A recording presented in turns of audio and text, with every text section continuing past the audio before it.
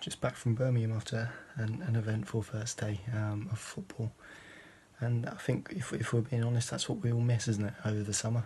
Not having that excitement and devastation at such extreme levels like we did today. And to be honest, Norwich did save their bacon.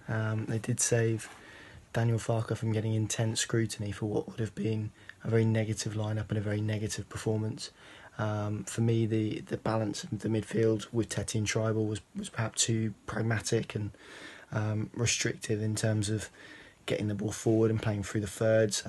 They looked much better when they brought on Leitner and McLean, who could actually travel with the ball, run beyond the ball, and try and create different angles for people to play. So the equilibrium in midfield not quite right, but Farke deserves credit, I suppose, for rectifying that.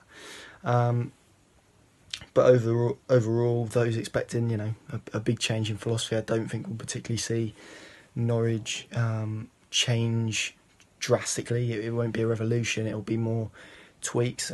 For example, Norwich had a bit more width in the first half. In particular, there was a bit more variation, a few more direct balls towards Jordan Rhodes, who in the first half dealt with them very well, very good in the air.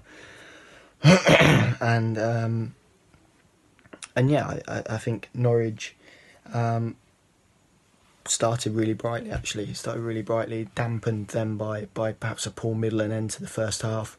Didn't create too much beyond the Jordan Rhodes header and a few sort of snapshots.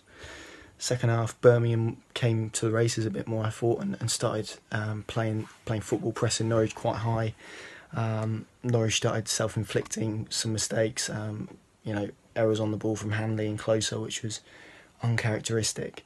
But then, opened the game up and managed to nick something, and that's important, I think, at this level, particularly away from home. If you've got any plans on doing anything, you've got to nick points, and you've got to give yourself a foundation to build from and work from, and that's what the team did today. Was it messy? Yes, it was messy. There were positives and negatives. That left back situation without Jamal Lewis needs rectifying, because James Husband, in my opinion, I don't think he's good enough.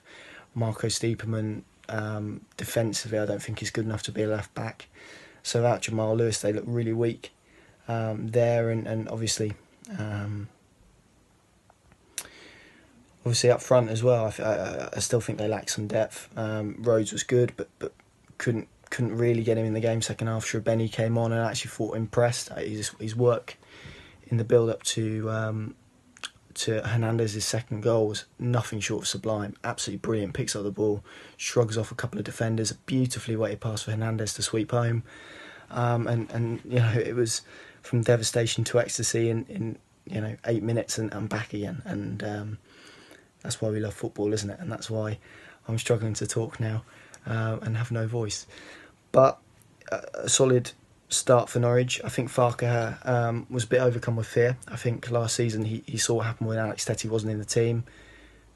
Norwich got battered. They were a bit lightweight. He had to make sure that they were pragmatic. I don't blame him for starting with Tribal and Tetty, who were the best midfield partnership last year.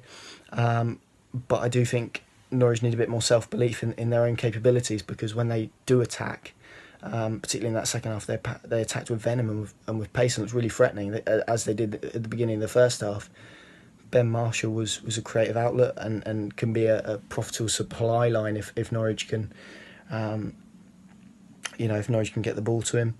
But overall, a good foundation to build off. Some people will say, well, Birmingham just survived last year, had a transfer embargo all summer. Actually, that can bring you together as a squad and can make you determined. But we'll see what it means. West Brom next week now. I need a holiday. I'm off to Devon.